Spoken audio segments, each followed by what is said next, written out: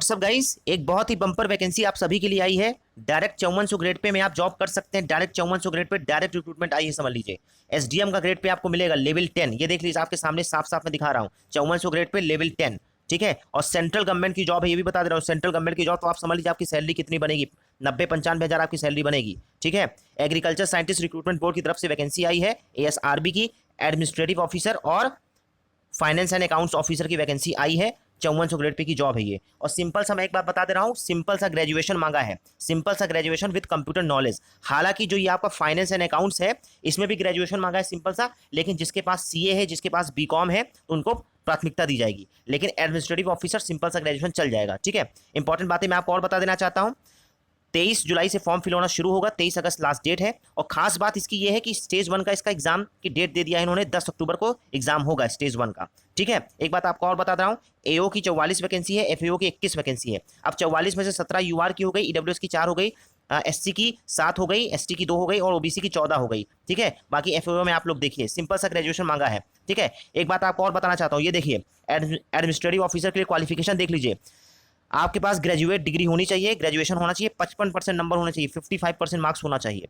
ठीक है, और फाइनेंस एंड अकाउंट्स के लिए भी आपके 55% मार्क्स होना चाहिए और कंप्यूटर की नॉलेज होनी चाहिए। इसके अलावा यदि आपके पास सीए है या सीएस है तो आपको प्राथमिकता दी जाएगी, प्रेफरेंस दिया जाएगा। जाहिर सी बात है कि फाइनेंस एंड अकाउंट्स की बात है। ठीक है, एक बात मैं आपको और बता रहा हूँ, इसके सेंटर हर जगह दिए हुए हैं, यूपी वाले भी अप्लाई कर सकते हैं। एक खास बात और, फीमेल के लिए कोई भी फीस नहीं लग रही है, वुमेन के लिए कोई भी फीस नहीं लग रही, सिर्फ 20 रुपये आपको रजिस्ट्रेशन फीस देना पड़ेगा। ठीक है, एससी एसटी के लिए कोई फीस नहीं लग रही है।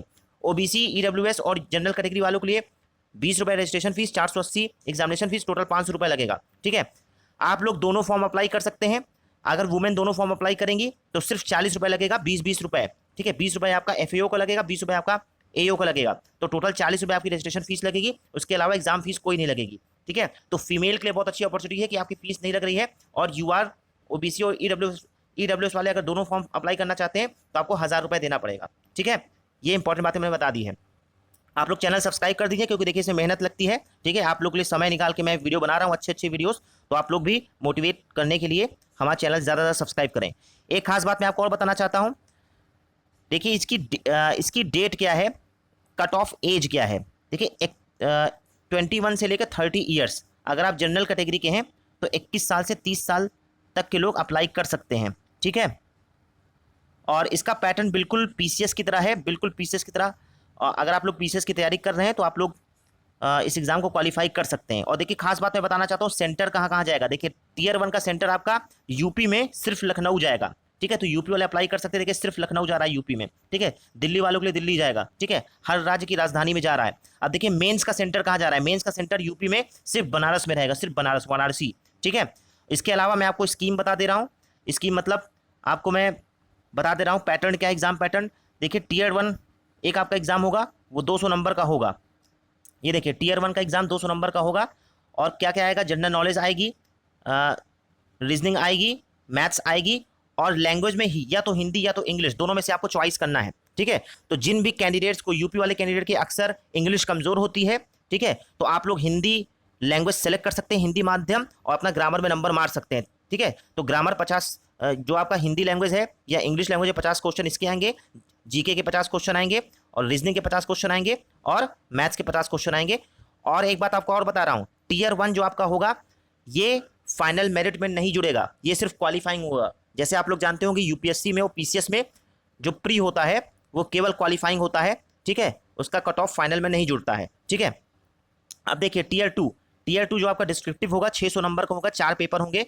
पहला पेपर जो आपका होगा उसमें आपकी हिस्ट्री आएगी, ज्योग्राफी आएगी, और बाकी जो ये सिलेबस आपको दिख रहा होगा, जनरल अवेयरनेस, ये सब। पेपर 2 में क्या होगा, आपकी पॉलिटी आएगी। ठीक है, गवर्नेंस और सोशल जस्टिस। ठीक है, ये पेपर 2 है। पेपर 3 में 2 एसे आपको आएंगे, 75 नंबर के 2 एसे आपको लिखने पड़ेंगे। ठीक है, और पेपर 4 क्या होगा, एथिक्स, इंटीग्रिटी, एप्टीट्यूड। कुल मिला के पीसीएस का सिलेबस, यूपीएससी का सिलेबस आपको दिख रहा होगा। ठीक है, 150 नंबर के होंगे, 600 मार्क्स के चारों पेपर होंगे। ठीक है, और लास्ट में जो आपका टीयर 3 होगा वो होगा इंटरव्यू होगा 100 नंबर का। और खास बात यह है कि देखिए इंटरव्यू में उन्होंने साफ साफ बता दिया किसमें कितना नंबर मिलेगा। यदि आपका ग्रेजुएशन में 60% के ऊपर है तो 5 नंबर देना अनिवार्य है। ठीक है, यदि आपका 55% और 60% के बीच में है तो 4 नंबर देना अनिवार्य है। ठीक है, ऊपर से एक बात और, यदि आप पहले से जॉब में है तो 5 नंबर आपको एडिशनल मिलेगा। ठीक है, एक्सपीरियंस यदि आपके पास है तो 5 नंबर मिलेगा। यदि आपका जो एकेडमिक है काफ़ी अच्छा है रिकॉर्ड, तो 5 नंबर इन्होंने ये लोग देंगे। यदि आपके पास स्पोर्ट्स है, एनसीसी कुछ भी है, तो 5 नंबर एक्स्ट्रा मिलेगा। ठीक है, आपकी पर्सनैलिटी के ऊपर 20 नंबर ये है।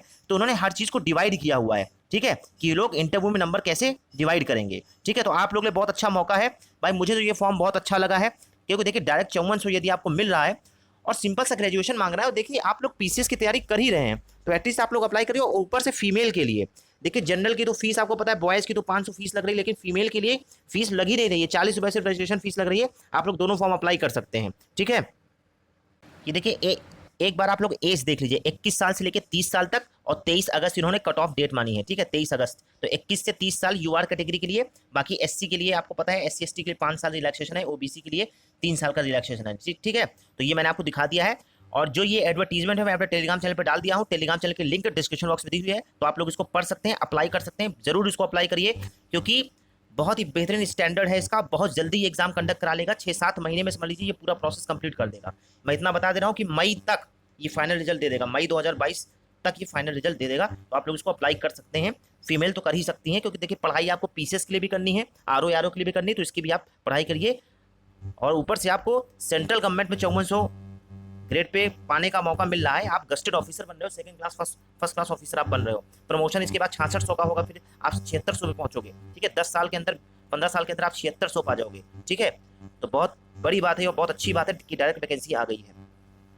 आप देखिए थोड़ा सा नीची पोस्ट की बात कर लेते हैं। देखिए मिनिस्ट्री ऑफ होम अफेयर्स की तरफ से, एसएसबी की तरफ से एक वैकेंसी आई है। जिन भी कैंडिडेट को टाइपिंग आती है, हिंदी या इंग्लिश, ठीक है, कोई जरूरी नहीं कि आपको दोनों टाइपिंग आती हो। हिंदी वाले हिंदी अप्लाई करें, इंग्लिश वाले इंग्लिश अप्लाई करें।